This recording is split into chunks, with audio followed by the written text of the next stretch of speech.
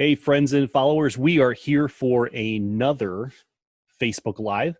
And tonight I've got David Norris. You may recognize David. He was with me back in April, around the 15th or 16th of April, I think it was. We did one of these. Back?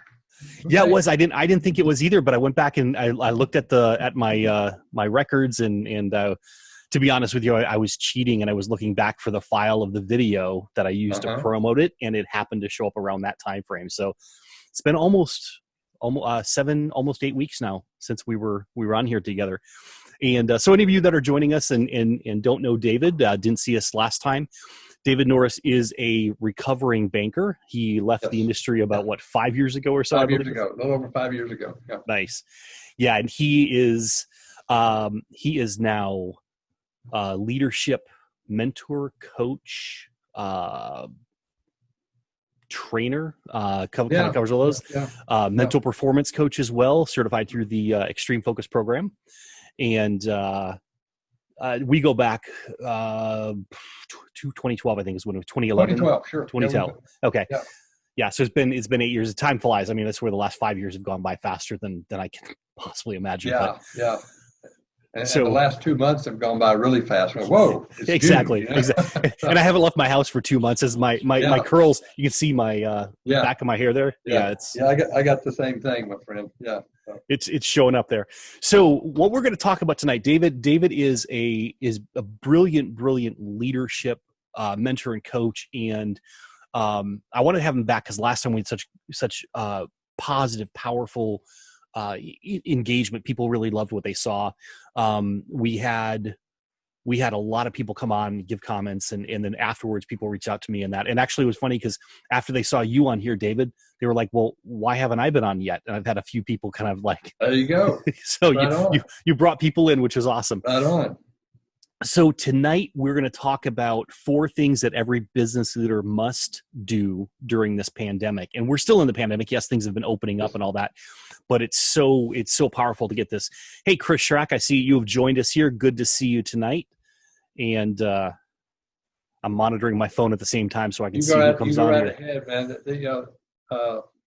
This whole thing, I didn't piece it together. It just came to me that during the shutdown, that any problem a business leader would have, pandemic or not, well, I mean, all of a sudden now it's in your face. And you can even take, and I'm working on this, so I'm not really prepared to talk about it, but even the events that are going on today around the country, it does have an effect, but there's still these things right here that I think could be very, very beneficial to people, especially during this pandemic. And the reason I say must do during this pandemic, because every business has been disrupted. Yeah. Well, and it's interesting because you and I both coming out of corporate world, we both did crisis planning, business continuity planning, all the buzzwords out there, right? And it was a very real thing. We took it seriously, but at the same time, we always hoped we never had to use it. And honestly, I would say that I don't think a lot of people were prepared, even that business continuity plan, everything else. I don't think a lot of them were prepared for this type of thing being shut down for, within 24 hours. And this is like the blackest of the black swan events. Right. Exactly. But in looking back, a quick story, a couple of clients that I have in the wind energy business, I started working with them last August, and they were in an event themselves. In other words, they were backed into a corner, back against the wall, behind the 8 ball. They were really about to lose. They were really close to one, as the old saying, 1 foot on a banana peel and the other one in the grave. They'd been they're a startup. They'd been in business for about 2 years. Wind energy sector is where this is. And when I became involved in their company, I didn't know it at the time, but we actually did these 4 things. Got it. And as a result of that, they came out of that very quickly, just by doing these, and then come up to, and it's months and months before the pandemic. So we get to the pandemic in March. I'm still working with them, and all of a sudden, all contracts were canceled. And so, okay, but they've done some things, and we'll get into this. We'll talk about it. Mm-hmm. And a week later, their contracts were back and then some. And so to the degree that 2020 is actually going to be their best year yet. They've actually had to revise their financial forecast and their cash flow because they're really they're doing well. I'm really proud of the work that they've done in that. And that's when I really realized that, wow, we did these 4 things. I'm going to write this down. And so I look forward to sharing that with people. And I do want to tell everybody that I had to actually sit down and figure it out, Tony. I've been doing this for 44 years. I've been in leadership for 44 years, and that's just when I stopped counting. You were leading in preschool, weren't you? Then that's what it's got to be, because you're pretty not much. You're not that old. That's it. Yeah, I was doing that. But I've actually led a bank through 2 financial crises. The one in the 80s. Yeah. And then the one more recently was a lot easier because of the lessons that I learned in the 80s. And now I wasn't a bank CEO in the 80s, but my bank had been taken over by the Texas Department of Banking. The board of directors were gone. There was nobody but me and a state-appointed conservator and bank examiners every month. State of Texas, FDIC, state of Texas, FDIC. And I learned so much in how to keep that place together on 50% staff. And looking back on it, this is what I was doing. Yeah. These 4 things. And prior to that, I was in the Marine Corps, which as a Marine infantry officer, now what I really learned there was that everything I ever needed to know about banking and business, I learned as a grunt in the Marine Corps. It's all about the leadership. And then also, in looking back at my career in Rotary, especially as a Rotary coordinator, which I was appointed by the president of Rotary International in 2013 for a 3-year term. And my job was to support 22 Rotary district governors, and I had a new one every year in each of those districts. But the job was to stop members, to increase membership. And really what we were doing, we were looking to stop a 15-year decline in membership. And I say 15 years, it didn't start 15 years. No, we couldn't bear to look back any further. Wow.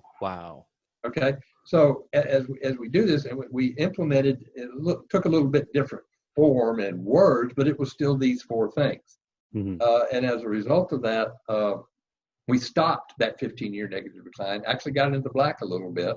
And my term was over. That's the volunteer world. I had a 3-year appointment, and it's someone else's term.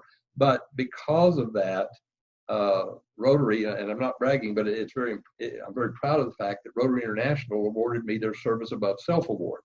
Now, to put that in perspective, there's 1.3 million Rotarians around the world in 260 different countries, and out of all that, they rarely give more than 400 out in 1 year. And in 2016, they only awarded 128, and I was one of them for the work. And I look back on that as this is what we did. Yeah. Okay. So.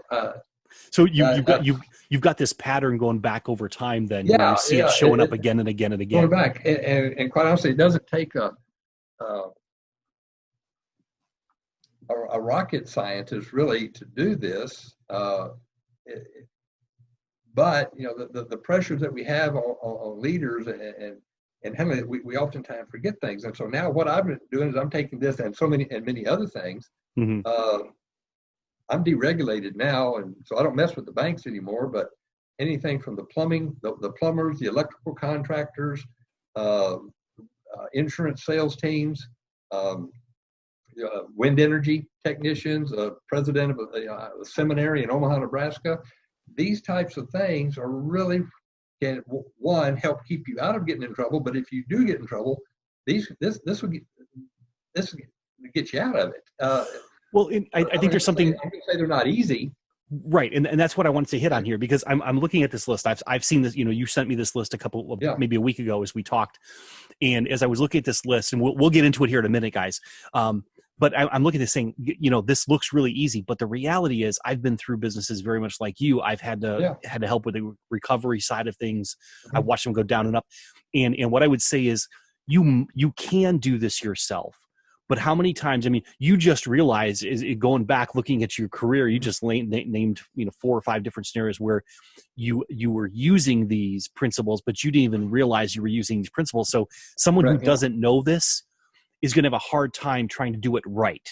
And that's correct. why that's the value of having, I'm going to do a little plug here for you, David. That's Thank the you. value of having a coach and a mentor on your side, because it's different than consulting. That's a big difference there. And I play in both worlds. Yeah. Totally different. I mean, you're always going to need the proper accountants. You're always going to need the proper attorneys. You're always going to need certain other vendors, but you're always going to have good people around you. But every now and then, not every now and then, all the time, and we'll get into this because this is one of the 4 things, is that your own growth and development as a leader in the enterprise that you run is what will make or break your company every time. So, anybody on this Facebook Live who is a business owner or wants to be a business owner, is a C-level executive or an executive that wants to be a C-level executive, just knowing these things, having these tools, pre-pandemic, you may be, I would say if they're listening in, people that are listening in, they'll know they're in the right place if they had success pre-pandemic, okay, and they're seeking to get that success back, okay, or if they're still successful during the pandemic and they want to continue that success and gain even more success. These are the things they really need to get their arms around. And it could be that, okay, they've got that success and they were successful before, they're not successful right now. They want to get that back, and they want not just more success, they want significance. Yeah. These are the things that are really going to have to happen. It is when you recognize that you have a leadership challenge and you know that you must raise the lid on your leadership ability, that's how you come through this very, very well. I'll tell you another scenario here is that these issues in your business existed beforehand, and COVID-19 just really made it bad. Yeah. Okay. So the thing to remember is, and we'll talk about the pandemic, and we can even throw these other things, is that COVID-19 especially is not your fault. It's not your fault, but you do get to lead your company out of it. Yeah. So, the thing is that, if people would just imagine imagine for a moment that applying these things in the business, what their business would look like on the other side of this shutdown as we're coming out of it and going through the process of economic recovery. Well, let's hold that thought, and and we'll whenever you're ready, we can. Let's. I think I want to hit on one thing you said there, and then we can dive into the 4 points, because I think that'll be really good to kick it off here. You said COVID-19 was not caused by any one of us, right? It happened. It's not something that we have fault for, but we do have 100% responsibility. Totally. We have the ability to respond, and we have the obligation to respond for our customers, for our employees, for ourselves, for our shareholders.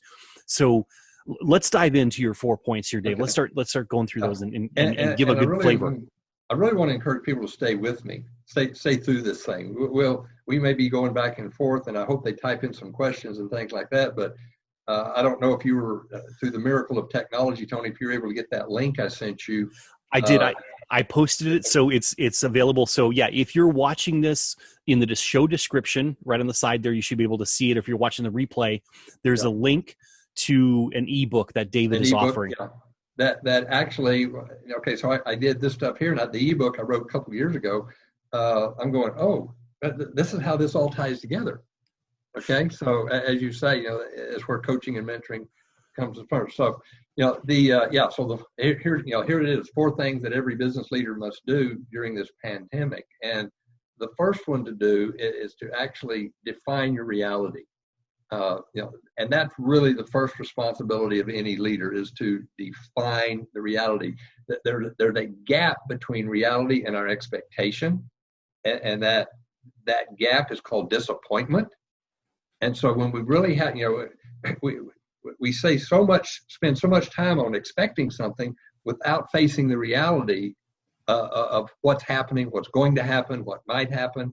But what happens is we fall into this gap of between expectation and reality, and that gap is disappointment. And so the key is to close the gap, and the way you close that gap is the second responsibility of a leader, and that is to make positive changes.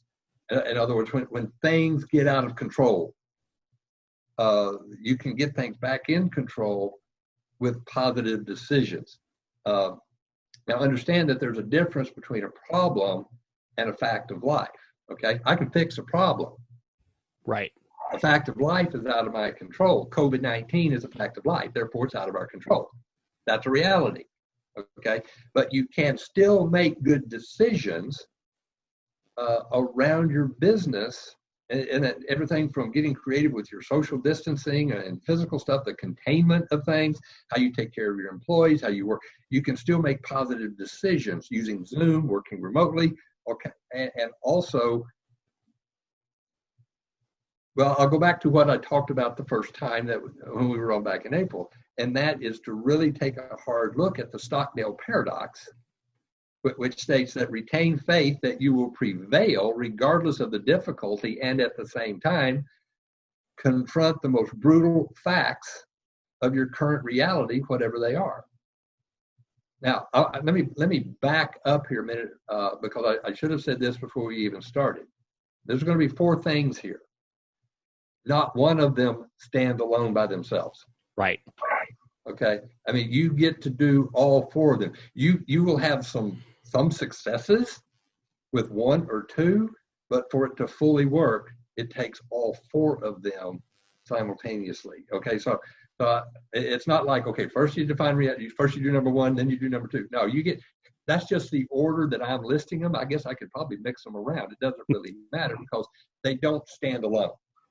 Okay. The definition of reality is your first responsibility, and to confront that reality, whatever the difficult and most brutal facts of that reality, whatever they are. Okay, so that's the primary thing is learning to define that reality by looking at your disappointment, how wide that gap of disappointment is between what you expected and what your reality is, and making positive decisions around that. So that's interesting. In a lot of the work I do with human experience and with customer experience, we talk about expectation because everyone comes into your company as an example with an expectation. Every customer, every employee, you as a leader, as you're pointing out here. And when we get what we expected, it just feels normal to us. That's what we were expecting. Yeah. So there's not necessarily a high or a low. It just is what it is. Mm-hmm. If we get more than we expected, which typically I define that as we have higher utility or usefulness out of the event or the thing, and we feel like we gained time or money or something else out of there, something positive out of it, then we feel good. We got more than we expected. But on the other hand, if we feel like we got lower utility than expected, or we feel like we lost time or money or reputation in the process, then we feel worse. And the thing about it is, in psychology, what they're telling us now is that the gap between expected and loss and expected and gained, if you have like a +1 on the gain side, a -1 feels twice as bad as that +1. So people feel so bad right now during the COVID-19 crisis, especially business leaders and business owners, because it feels so bad to lose. We're wired to feel really bad when we lose, so we're that much more motivated to win. Yeah, absolutely. Yeah. And that takes really taking a good hard look at your reality and defining it, and then and I'll get into the positive stuff. I'm not talking about, when I say positive decisions, I'm not talking about sitting around a campfire holding hands singing Kumbaya with people. No, I'm talking about looking at everything and consciously making positive changes and moving forward in that realm. So yeah, that's a massive thing, that gap. You can fall into it. And by the way, this would be a subset to some of this stuff that just popped into my head. It came through me, not to me, is that the adhesive bond, that as you close that that gap of disappointment to where your expectation is your reality, that adhesive bond is called accountability. I like that. Okay. And so, I like that. Yeah. And by the way, and that's where a lot of these other things will play in. I don't really get into a lot of accountability here, but that's the one thing, accountability to yourself and creating an environment where people want to be accountable to themselves and to their teammates. That's a big one there. So whenever you're ready, number 2. Let's go to number 2. Okay, number 2. By the way, sorry, before you go there, Jeffrey Taylor says, "Hi, David. I know you're not monitoring Jeffrey, the feed there, so." Yeah, thanks for joining us, Jeffrey. Jeffrey's a good guy. Lives down towards Fort Worth way. He's an old Texas Panhandle boy, down just from Lubbock, just down the road here. Nice.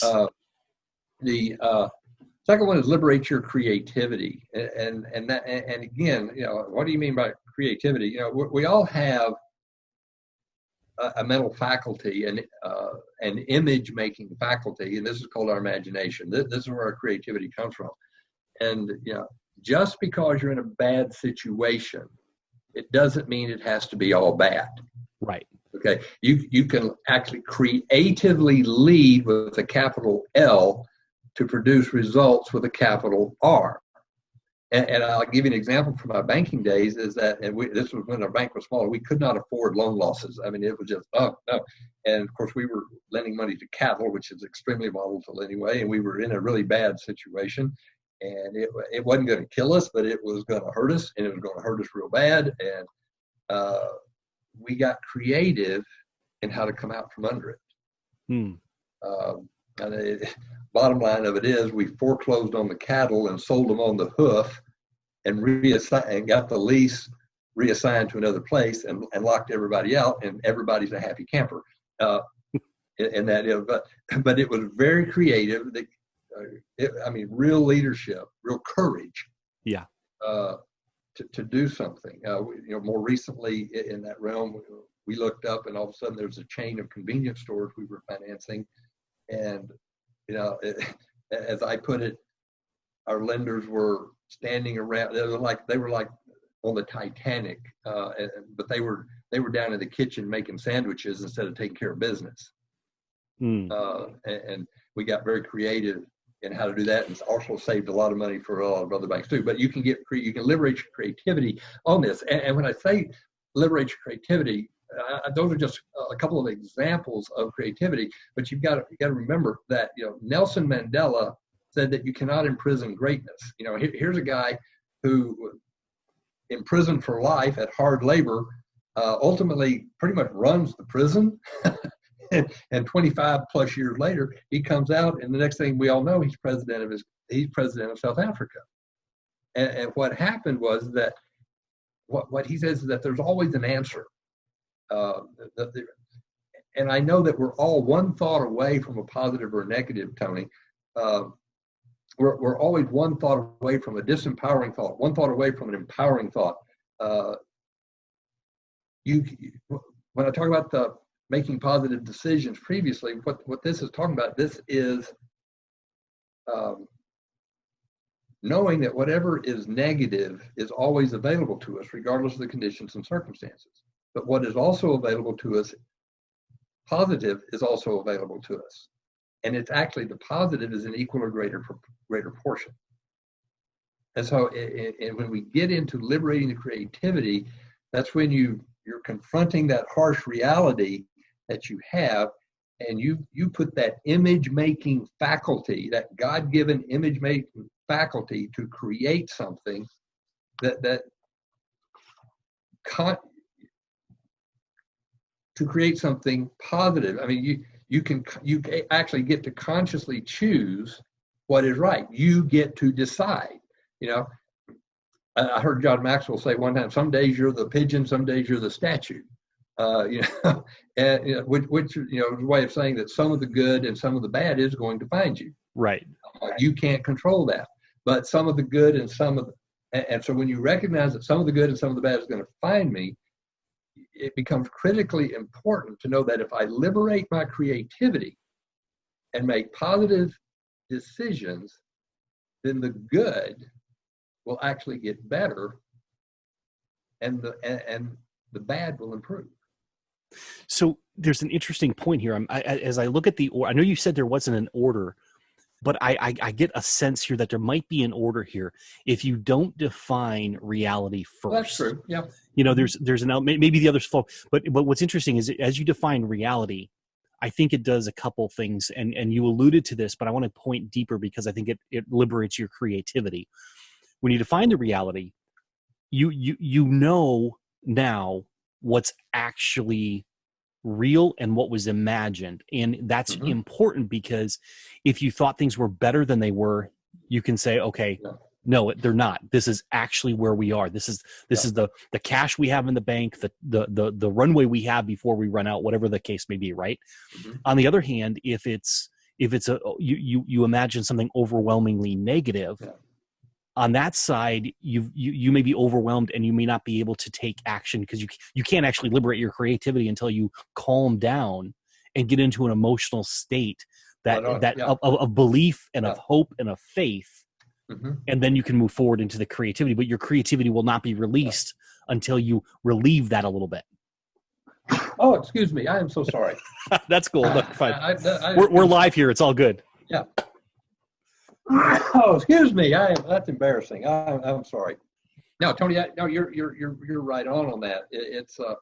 That's exactly what has to happen. And when going back to your graph or your chart, when you're talking about the +1 and the -1, and the -1 is actually how much bad? It's twice as worse. Feels twice as bad. Yeah. See, that's just it. That's why the positive side, staying up there, because the more you stay down here, it may actually be worse, and get worse. But you can choose what's up here, because when you choose right, when you choose, well, what's wrong is always available. What's right is equally available, but it's not equally available. It's also available in equal or greater portion. Right. Okay, and so releasing that. Now, one of the keys to releasing that creativity is structure. Structure is what liberates creativity and makes freedom actually possible.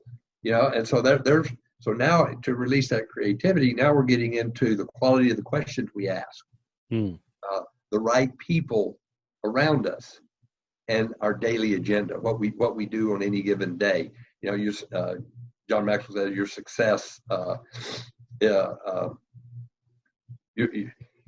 your success, your ability, the whole ability to come out of this. Maxwell says all of that is determined by your daily agenda and what you do. How does he put it? I got this wrong. He said, your success is determined by your daily agenda, and nothing in your life is going to change until you change something you do daily. And so allowing yourself the time for creativity and your imagination to work and to really think through the issues and ask the right questions to the right people. Right. Remember Einstein said, if given an hour to solve a problem, he would spend 55 minutes formulating the question. Because once he got the question right, he knows he's on the same frequency as the answer. So I'm going to do a quick shout out here to the people watching, and you're watching the replay. You can still do this too. Think about something that we talk about liberating creativity. Where have you liberated your creativity? What have you done that's creative in this pandemic? How have you changed something in your business? If you want, go ahead and throw it in the chat box here so that we can throw it around here and give, if you got a question for David around this, go ahead and throw that in the chat box as well, because, we can engage with this conversation. Or if you've got a challenge, hey, maybe we'll take on a challenge or two here too toward the end. Yeah. Awesome. Yeah. Go ahead. So keep going, David. No, and so, but that's just staying back over in the liberate your creativity side is that especially in the daily agenda. I mean, asking the right questions and getting the right people around you, but needing to take control of your day. I've said that, and I don't think I made this up. I'm sure I heard it from someplace else. Most of my best thinking has actually been done by somebody else already, but it is taking control of what you can control. And that includes your time. That includes your calendar. So I've often said that my calendar is my defensive perimeter and my primary offensive weapon. And making sure that I have time to think. Mm. And short of something really, really, tornado landing on top of me or something like that, and telling people that this is important time to do that. But anyway, that's just one thing. What you do today matters. Right. And you can actually learn. That's a whole nother conversation, but you can actually learn to collapse time by taking control of your calendar. And so, which I've really done well since I've left banking. And so my days and my nights are exquisitely long. I love that. So. Well, it's interesting. Anyway. During the pandemic, one of the things that changed for me is I'm not taking my daughter to school every morning and picking her up every night. And that was because it's on the other side of Nashville during rush hour. So it was probably 2.5 hours a day.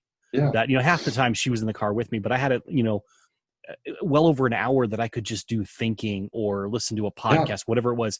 And that all shifted. So I had to shift my routine. So I was still getting that thinking time, that absolutely the structure was needed. Yeah. So I like that. I like that your calendar is the offensive weapon. I like that. Yeah. Your defensive perimeter and your primary offensive weapon. And that's where, much like you, Candy and I had the pleasure of, many days a week picking up our granddaughters from school, and there was a 2-3 hour window of granddaughter time to get them to dance and gymnastics and things like that. Of course, that all went dancing together alone, type of thing. They were doing Zoom dance classes, but okay, now I'm not getting out. I'm not picking them up. I'm not doing anything like that. What am I going to do with that time? And I chose to get creative in my own business with 3 speaking engagements canceled, to where I, what am I going to do now? Well, I have resisted up until now the use of technology and recording of videos and things like that. I'm very much into that, learning to do it now. Got a new microphone sitting over here that I haven't figured out how to work yet. So that's one of the things I'm going to do. But I've actually, creating this. Yeah. Creating videos on a 7 to 10 day basis. So I'm getting better at it. I've got 3 more written, ready to go behind me. And so I'm using that. And so I'm developing, I have created, my creativity has allowed me to come out of this and create my new stage. So we've got some great comments coming in here about creativity. Chris Schrack says that I've increased my actions daily with growing online presence. So he's kind of like you, like you're saying, exactly. he's moving over that way. And then Jeffrey Taylor says creativity is both freeing and a source of pride for me. The pandemic has reinforced this truth for me. I just bought a new guitar and started where I left off 10 years ago. I'm writing songs. Well, hey, come on to Nashville. Yeah. Jeffrey, Tony's got connections, man. I do. I absolutely do. I can't guarantee anything, but I have connections. Let's put it that way. I think he knew a guy that used to wash the windows or something like that, or was it? I don't know. Never mind. I'm sorry. No, it's all good. I know way too many people. I joke with people. I say I'm the only person who can't play an instrument, dance, or sing that lives in Nashville. I'm not sure. Yeah. I'm the minority here, so I guess they let me in for that purpose. Yeah, Tony, and I've seen you dance. You're right. I can't dance. I don't know what we called that, but it was not a dance. Yeah. By the way, did those videos get destroyed? Are you sure? I have never seen the videos. And for those of you who are joining us here online, and it's an opportunity for me to be humiliated online. We were at David and I were at an event. It was a personal development event for business owners, and so we had a great experience in that. And then the celebration dinner that we had the last night, it was, I think, 4 or 5 day event. It was a long event. The celebration dinner, we had to creatively come up with a skit, a dance, or something. And so I am the type of person who I am an introvert. I love being behind a computer screen like this, but I got out there and I did a dance, and it was me pirouetting across the floor, which was not pretty by any stretch, and was completely unexpected. and left the remainder of the audience Yeah.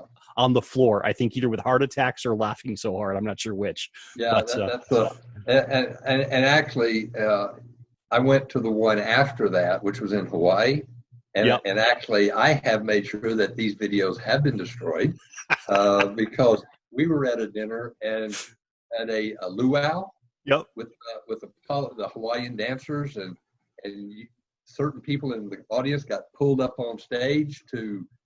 Did you wear a grass skirt? I will not confirm The nor deny hesitation says all. Well, we got a couple more comments.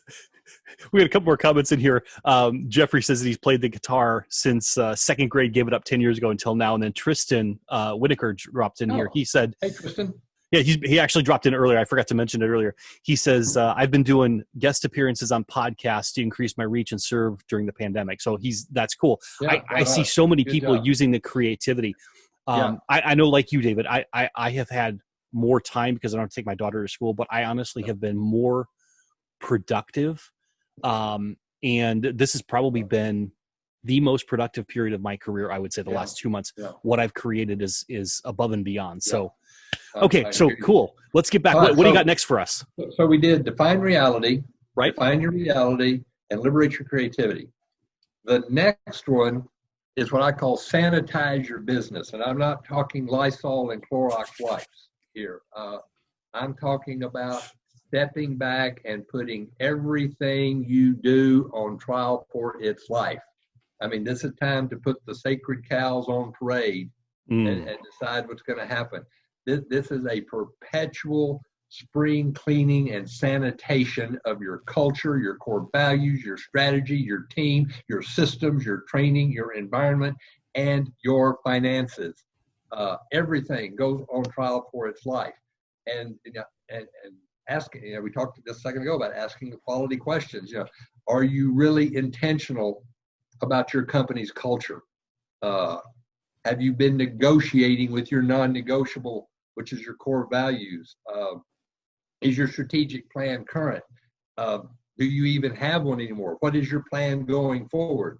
What was it, Jim Collins that said, your people are not your most important asset, the right people are?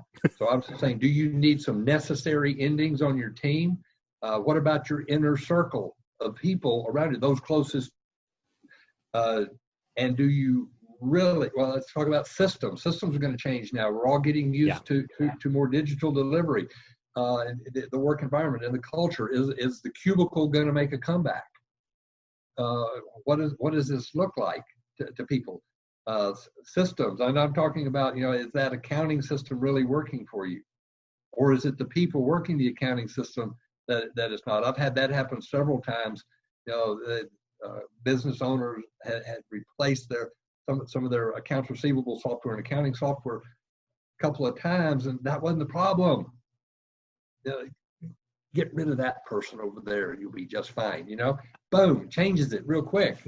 But you've got to put everything on trial for its life. Sanitize. We used to call that the when the software is not the problem, but the person is. It's called a picnic. Problem in chair, not in computer. Yeah, there you go. Yeah, I hadn't heard that before. That's a good one. I'll add that to the repertoire. This is truly identifying the activities in your business that are first things first, not second things. So many business leaders get hung up and they do second things first. This is first things first, which is one of Covey's 7 habits of highly effective people. First things first. But let's really home in on finances, Tony, because that's one that I think caught a lot of people off guard with their finances in this thing. And it's not necessarily that they made mistakes in it or anything like that. But let's say a couple of my clients, they're quite honestly, they're very debt averse. Don't blame them, okay? Right. But when, let's say, the CARES Act and the Payroll Protection Plan came out, all of a sudden, people that did not have a lending relationship at the bank went to the back of the line. Interesting. Yeah, they went to the back of the line, and people, because the other ones were faster to process. It wasn't, or people, that they live off of cash. But see, the thing about debt is debt. Okay, you got a great guy up there in Nashville named Dave Ramsey who is expert in this stuff, and he will tell you wonderful things about what you can do to take care of your personal finances and your business finances. But debt is also leverage. Mm-hmm. When you change your perspective on it, just because you've got a line of credit for 10,000 or 100,000 or 100 million, doesn't mean you have to use it. It's leverage, and leverage gives you options. Yeah. And options are a really, really good thing. Yeah. To have, but if you don't know your numbers, and I'll go back to my clients that I was talking to at the very beginning. That was the one thing. I mean, they're a small group. Got less than 10 people in there, and they're trying to handle the accounting and the bookkeeping all themselves, and that would invariably get relegated. They tried to outsource it to a bookkeeper. They finally got that going, but even then, where they were financially, they had no clue. Right. And I'm not picking on them. I love them. We were on a call today. They're wonderful guys, and I'm so proud of them. They're doing so well. But because they got behind their numbers and made it a priority, and when I say sanitize your finances, I say get your arms around it and know what the heck is in there. Know where you stand. Know your 3 and 6 month cash flow projections.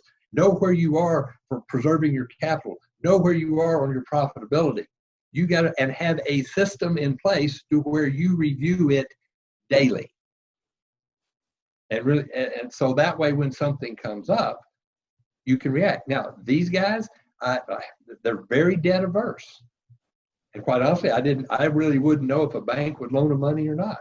But they made application to several banks, and one bank, kept pointing holes in their financial statements.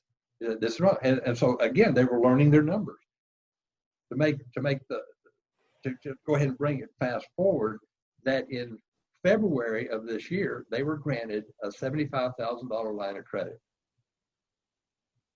They haven't had to use it, but it's there, and they're so grateful and happy that they have done this work, this of sanitization. Yeah, there were some people that had to go away and rework their systems and things like that, but because they got their arms around their finances, that's why one of the reasons they're actually really helping survive today, because they have options. Tillman Fertitta is the owner of the Houston Rockets. He also has the Golden Nugget, all the Landry's seafood places, I think McCormick's Steak Ranch, things like that. He had a great book come out last year called Shut Up and Listen. And one of the things and what he does, he writes his chapter, and then at the end of the chapter, he says, shut up and listen, and his big, know your numbers. And because if you don't know your numbers, you are going to go by the wayside. People not knowing their numbers, and their ability to get things to tax preparation, couldn't get a Schedule C created fast enough so that they could use that to get in line for CARES Act and PPP. Right. As well. So the number. In banking, we always said the bottom line is the bottom line, and that's really true in any business. And so, we're going to sanitize everything from culture, core values, strategic plan, your team, your inner circle, your systems, your training, your environment. But if not, sanitize your finances and know where you are. And right now, the thing that people really need to be looking at is accounts receivable aging. So. Yes. Yeah, I had that in my business. I had a client who, before we'd done a workshop and all that together, and we did this before COVID-19 was even a thing. It was like early February, and I sent them the invoice. They agreed to pay the invoice in advance, so I sent the invoice in January. It was 99 days later, I finally was like, guys, where is this? And I actually was so busy going through working with clients on that kind of stuff, I had forgotten to look back at my books and see what was not paid. And so it was like 99 days later, it still hadn't been paid. I was like, okay, we got to get this taken care of. It took a little while, but we got it through finally. I was grateful when that showed up. That's for sure. Yeah. So it's interesting. There's a couple things that I ask people on their on here, what are they putting on trial in their business right now?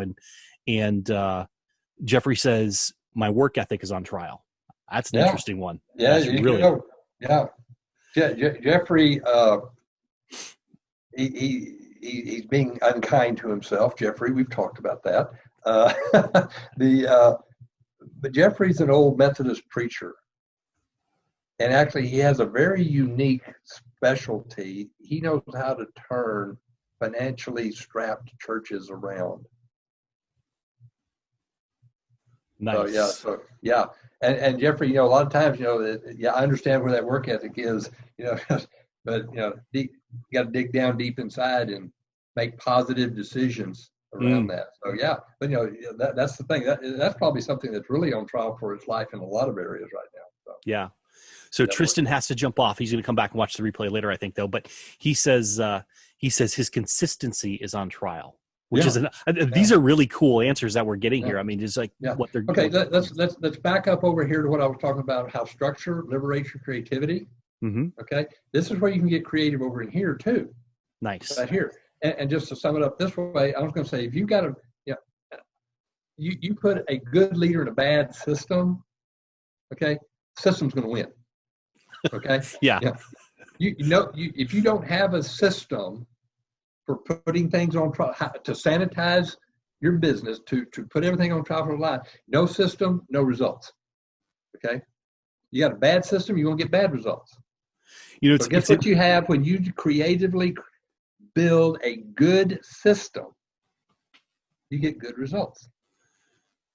Funny how that works. It's interesting too, because in a book I've set on the back burner for about 3 years now. It's mostly written, but co-writing it with a friend of mine, Vinny, and our first principle is 9 principles of being a business owner, and the first principle is business is a system that creates value, right? And it goes on a little bit more than that. But the second principle is I am not the system. Yeah. If you start thinking about it, you're like, okay, I've got to have a system that I can plug anyone into. And like you said, if it's a good system, you can take people and put them in a good system and get good results. If you've got a bad system, you could take good people and put in there and it's not going to work. No.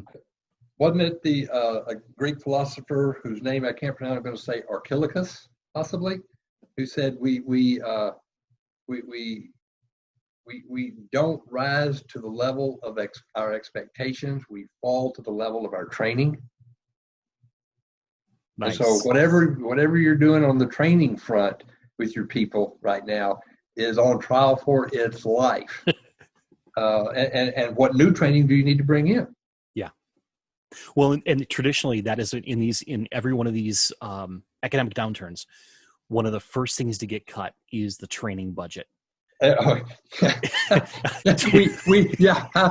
know that, don't we? Yes. I mean, I see it again and again. It's like that's the maybe you evaluate what you're training for, but cutting the training budget is the worst. And I mean, that's like you and I are both certified extreme focus coaches. That means mental focus, emotional resilience. I would argue that this is the time you have to invest in that, because your people need to have the ability to be mentally focused, on top of their game, and emotional resilient. Well, and I don't want to go too far off track here, but let's look at what needs to be done with police departments right now. I was in a conversation last night about that. Yeah. Yep. There's got to be better training.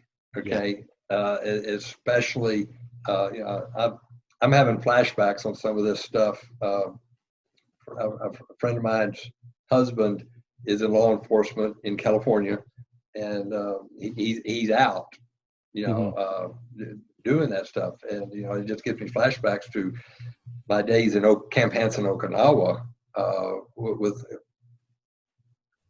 with civil disturbance, riot control training that we had, and standing there behind the gate to protect our Marine base with some disturbances going on out in the community. Luckily, the Mhm. Japanese police, we didn't have to, but but we were trained Yeah. and ready to deliver. And anyway, I digress on that, but you can see how there's going to have to be some reality definition, creativity liberated, Hmm. and sanitization of training, and Yeah. these other things as well. Absolutely. So I just think there's a broad spectrum of things here in looking at it like this. Yeah. So um, So the did you have more? You were talking about the finances. Do you have more? Because I've got a couple more comments that came in, but I want to see no, if go you have. ahead. No, Okay. go ahead. So I think it's Aline. Sorry, Aline, if I pronounced that incorrectly. She says she's giving herself creative white space for product development, and Right on. also her online marketing. I know Uh-huh. so many business owners and small businesses that have had to do that because let's say they were brick and mortar or speakers who have to be on a stage someplace. Suddenly their business goes away in 24 hours. They're like, what do I do? No revenue streams now. So I spent the first 8 weeks actually helping clients build those new revenue streams, because we knew what their customers already wanted because we've been analyzing that and all. And then we had to get those online somehow. Now the question is, how quickly do we reopen our brick and mortar? How quickly do we go back to conferences? What do we do in the meantime? So a lot of them are saying, hey, we're going to keep these alternative revenue streams going and look for more because they realize in a sense, they sanitize their business and realize how weak the business model was with just having one revenue streams that required people walking into a door someplace. Yeah, exactly. And you can see this with restaurants that those that had a brisk already carry out or pick up, of course, you got your Uber Eats and things like that. But the restaurants that were already developed in that realm, they've done. They're gonna. I think they're gonna be okay. But the ones who had the occasional takeout order, things like that, it was very difficult for them to make the shift. Yeah. There's a place for burritos here in Amarillo called Oscar's. It's a wonderful place. He never had walk-in. It was drive up only. Nice. You can call it in, but you're going to have to get in line, right. to do it. And he's just not. There's a line every day. It's wonderful. Nice. But again, if you didn't use your creativity to create something or to create another line, we have a fine inside dining facility, but we also have a very brisk carryout business. Yeah. Anybody that got locked into brick and mortar and found extreme difficulty making the shift because their business model, their dream, how they wanted to take care of their customers, their clientele, was the ambiance of the inside of the restaurant. Well, let's talk about restaurants for a minute. My wife's in the restaurant industry, and I won't say where she works right in here, but there's Logan's, the Logan's chain. I don't know if you're familiar with them. I think they had 300 or 400 restaurants. There's one here in Amarillo with the windows boarded up and weeds growing in the parking lot. They ended up they were already having financial difficulties a few years ago. So talk about sanitize your business. They tried to go through this process of they went to go get bankruptcy protection, all that, and I'm not sure the status right now, but the rumors, because we've got one that's about a mile and a half from us here. We would do carry out because I prefer carry out versus sitting down a lot of times. But this one is permanently closed. So I know they closed at least 50 locations, I think is what I heard last. And there's debate whether they're even going to reopen. And I don't know what they're going to do, but I mean, that is just, there was a number that was put out there that somewhere between 30 and 50% of restaurants will not reopen after the pandemic's over. Yeah. It's unbelievable. And you talk about one that had issues pre-pandemic. This is the last nail in the coffin for those guys. Right. In that realm.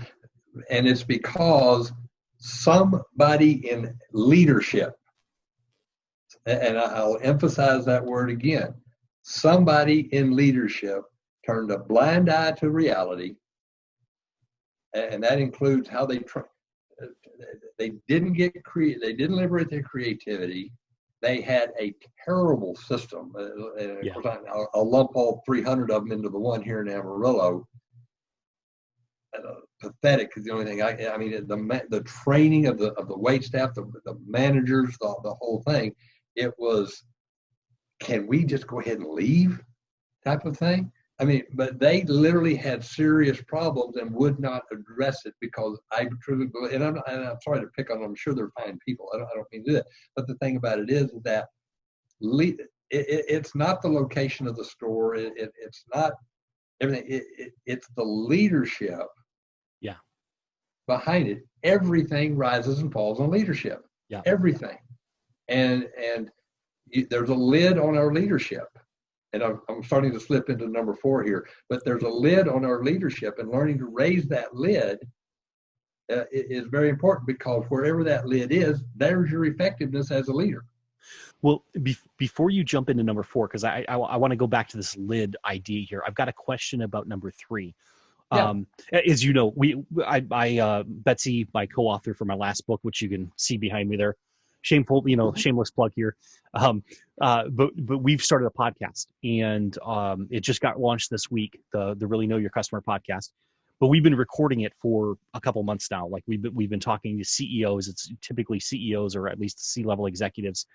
And one of the things that we've run into in the Sanitizer business, at least this is where I think it lines up here, is they have had to create entirely new communication strategies and practices and structures, because they're having difficulty. How do we communicate over Zoom? What is Zoom, right? And how do we communicate over it? Yeah. And one of the CEOs that has my client, but we got talking, and then I brought this conversation into a lot of our podcasts to ask the question. And he says, how do I keep the water cooler conversation going? Because that's where the creativity happens. Yeah. And it was a challenge. And he found solutions over time, but it took a while to adjust to it. So kind of what's your take on that? Like on the Sanitizer business, what meetings do we need? What communication do we need? What don't we need? How do we sanitize that part of it? Put it on trial for his life, because they're going to figure out real quick that there's, when you go through that process, you start finding people that are doing things because somebody told them to do it 3 years ago. It was only needed for 6 months, but 3 years later, he or she is still doing it. Okay, that's communication and leadership right there. Lack of it. Okay. Yeah. Okay, and so this is where the leader has got to get real and liberate their creativity and learn to communicate. Leadership and communication are almost synonymous. Yeah. And learn how to do that. So many times, I think leaders or managers, that they get to where that it's working. Don't bother it. Okay, but that's why I said at the very beginning of this is that, okay, I know you didn't see the pandemic coming. That's not your fault. But you should have been doing the perpetual spring cleaning anyway. Right. This was something that I did in my banking business when I was there. It was we would put it on trial. It pretty much put things on trial for their life every day, but definitely once a year. And we're going to, or what is this a first thing or second thing first? So if the leader doesn't step up and raise their lid and increase their effectiveness, Tony, they're going to stay right where they are and go backwards. I mean, that's the only way I know how to put it. Now, I think it's Blaine Bartlett that talks about, I'll paraphrase it. He says, what the pandemic is pointing out is that the traditional command and control model of leadership is failing. Yes.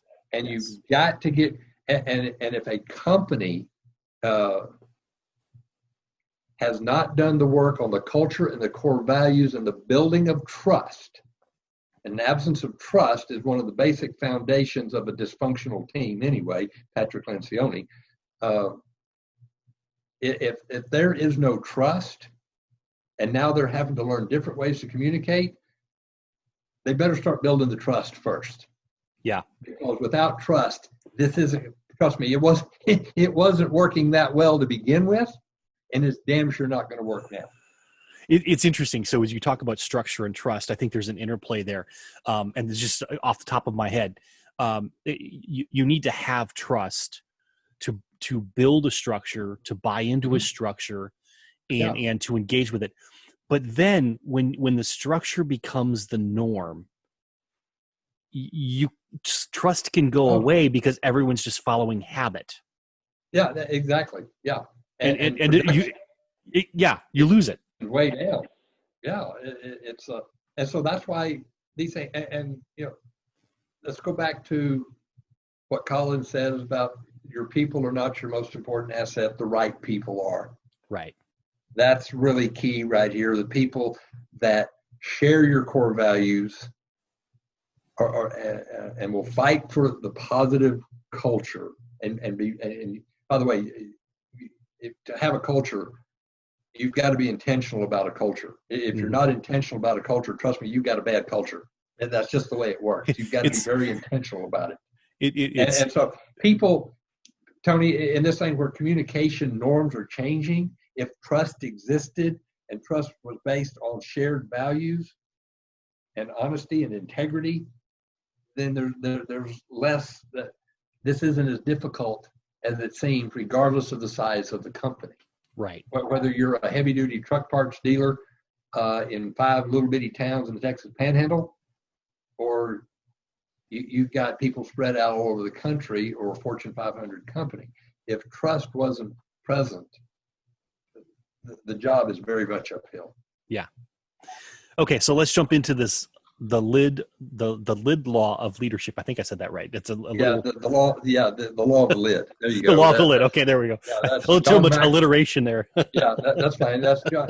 I get that from John Maxwell's 21 irrefutable laws. That's law number 1, the law of the lid. A person's leadership potential capacity determines his effectiveness, is what that states.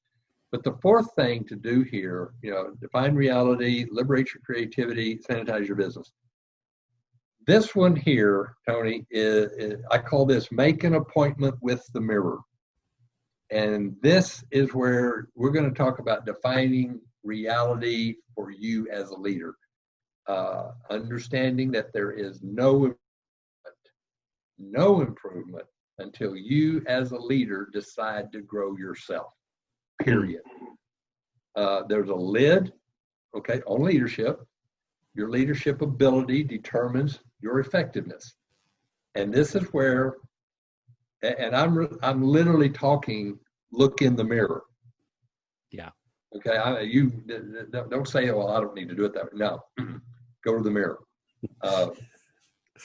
This is where you must look at that leader you see, that man, that woman in the mirror, and ask yourself some very serious questions. And the first question that you really have to ask yourself, and I get this, you heard me mention Blaine Bartlett, I get this from him. The very first question that you have to ask yourself is, who am I? And you've got to answer that truthfully, honestly, candidly, transparently, and examining that question and examining yourself and answering that question. That one question, who am I, determines your leadership potential and therefore the potential of the enterprise you lead. So here we go. Let's go back. When you were no longer able to change things, when you're no longer able to change a situation, we are then challenged to change ourselves. That's what Nelson Mandela did. That's what James Stockdale did. That's what Viktor Frankl did. And they talk about brutal facts of reality. This right here is that when we're no longer able to change something, we are then challenged to change ourselves. And that's really the irony of this, David. It just, John, and interject here. The irony of it is, we typically, as human beings, wait till we can't figure out a way to change anything else. And if we persevere, then we change ourselves. Yeah. Exactly. Yeah. And on the other hand, I mean, you and I, the work we've done in personal development, we've been trained to change ourselves first, to look at ourselves first, regardless of what the conditions are out there. Yeah. And I think that's important to recognize, because this whole mirror exercise, and I was just thinking here, I was like, well, with the technology we have today, I'd up level that. I'd say use Zoom, hit the record button, and answer the question so you can hear your own answers. There you go. That I didn't even think of that. That's really good. You know, you can sit there and you can have a conversation with yourself right there on the computer. I will not say that I've ever done that before, but yeah. but you know, Tony, when you're asking that question, who am I? You know, let's be, you know, the other questions are now the internal paradigms, the habitual thinking are going to start attacking you. And so it's be very careful. You and I are very familiar with the term. We're taught to notice what you're noticing. This is really powerful to do, because I'll give you an example. The opposite of victim is not assailant. Okay. So if you're asking them, if you're in this conversation and you start, why is this happening to me? Why is this happening to my business? Okay, we talked about negative and disempowering. You're now victim at that point. If you're asking yourself that question, you are in a victim mentality. So if you're asking yourself, if you're asking the leader in the mirror or on the Zoom, you know, however you want to do that, if you're asking that, is this happening for me? You're actually creating something. See, because the opposite of victim is not assailant. The opposite of victim is creator. I like that. That's powerful. Okay. Yeah. And again, I'll come back to, remember what I said, create with a capital C for results with a capital R? Lead with a capital L for results with a capital R. You know, you have to ask yourself, knowing that there's still, I'll say it again, there is no improvement until you as a leader intentionally grow yourself. And, you know, success is a lousy teacher. I'll just say that. Really. So you got, and while you're in this process, while you're still in your appointment in the mirror, there's another really great question to ask here. And that is, what if, as COVID-19 passes, your business comes through it more powerful, productive, and personally satisfying for everyone, including yourself, as a result of having gone through it? And would you love that? And if the answer is yes, claim it and get to work. Absolutely. So Absolutely. That's the four things, man. Okay. Well, here we got some couple questions or things popping in here. So first of all, Aaron Garcia jumped on and he says hello. Hey, Aaron. Haven't seen Aaron in a long time. Jeffrey says, I hate the mirror. And then he asked a question. He said, David, did you build teams at Happy State Bank, and how did you do it? What did you look for in a team member? Yeah, that's a really good question. I could have mentioned it earlier on in the call, but the short answer is yes, multiple times. One of the things that we did, besides planting branches everywhere, was that I put together a merger and acquisition teams. I've done that. I did that 11 times, to where, and to actually, you know, getting the deal cut was challenging enough, and that was my boss's job. But then what I like to say is the real work began, to where, well, there was a certain way we wanted that done. And even people that didn't come on the actual opening day team, we had to count on them to stay behind and keep the branches open and keep our current customers happy while we were trying to onboard new team members and new customers. Because, you know, the one thing that, I don't know about the rest of the country, but in Texas, we don't like to see the sign on the bank change. That's all there is to it, you know. And so, yeah, I'll go back to what I've talked about in the previous one, Jeffrey, is that the shared core values is huge, and you don't hire that. You select it.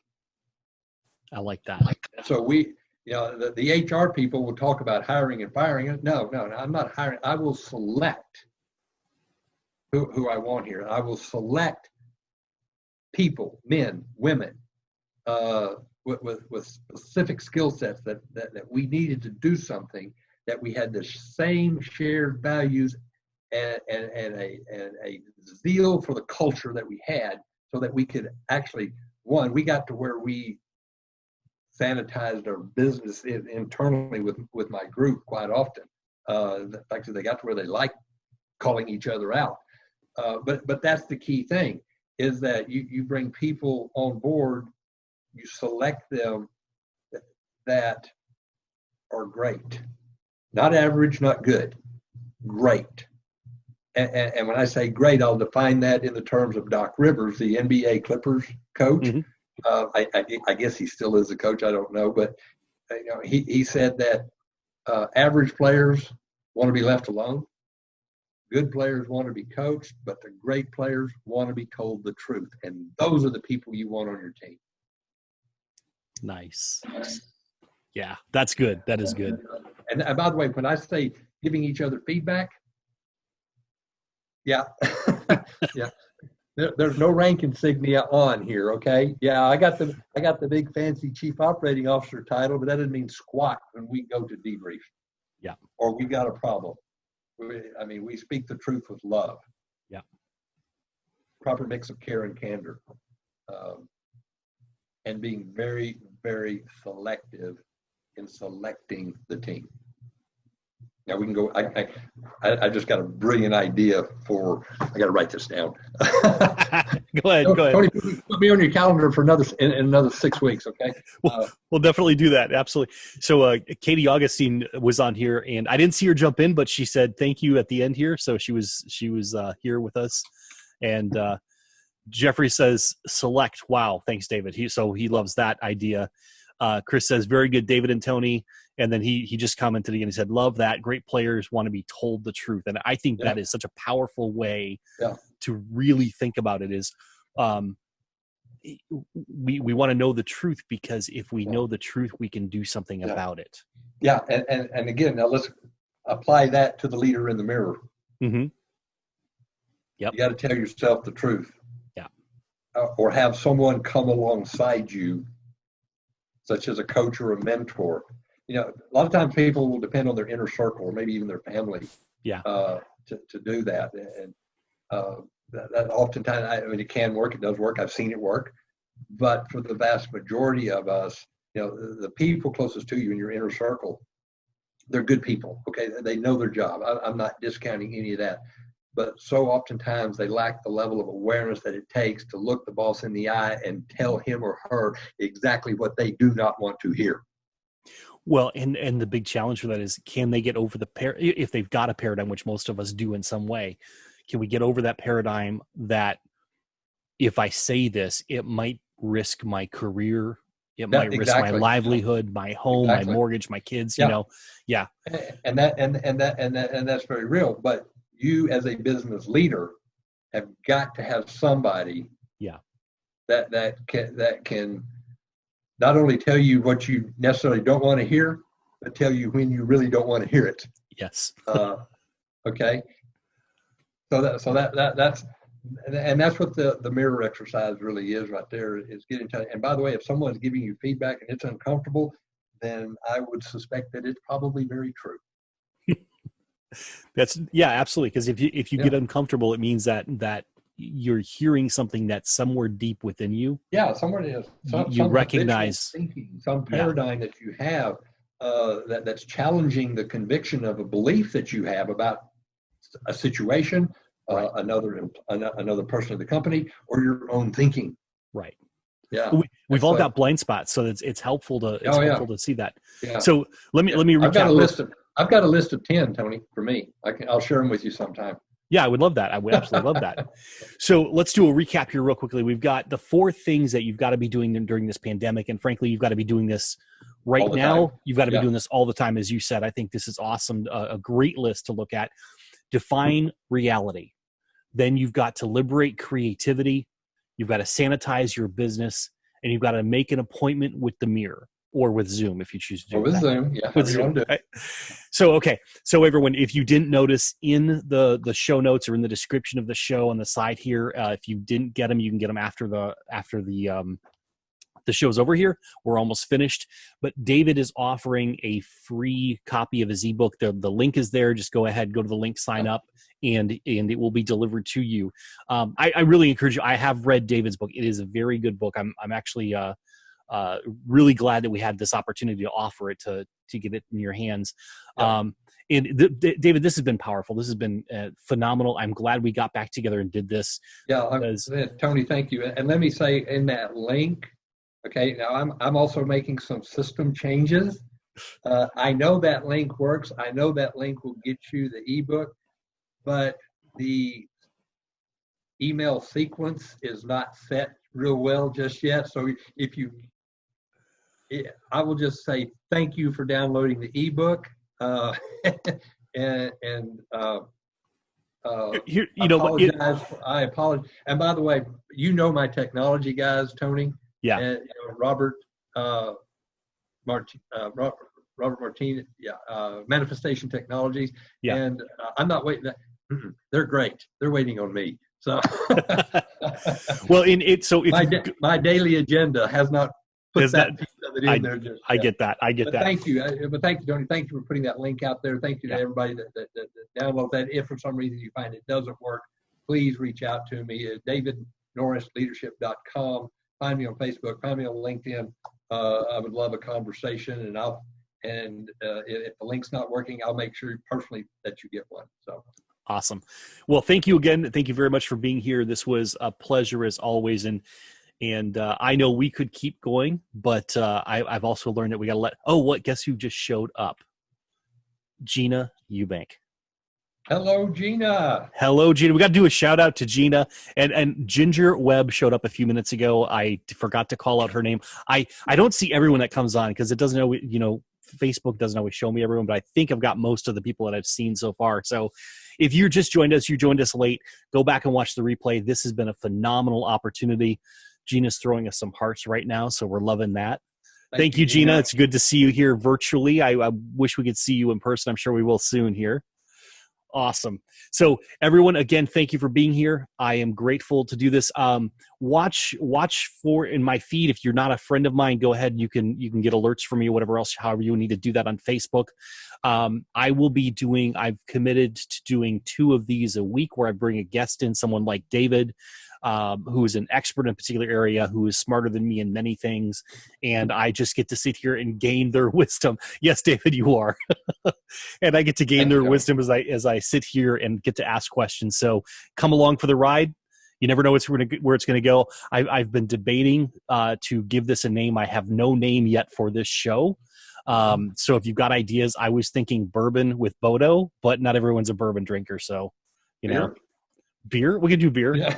bourbon or beer with Bodo. There we go. How's that? Yeah, there you go. It's awesome. Now I think we're really talking about something that could rapidly deteriorate out of control.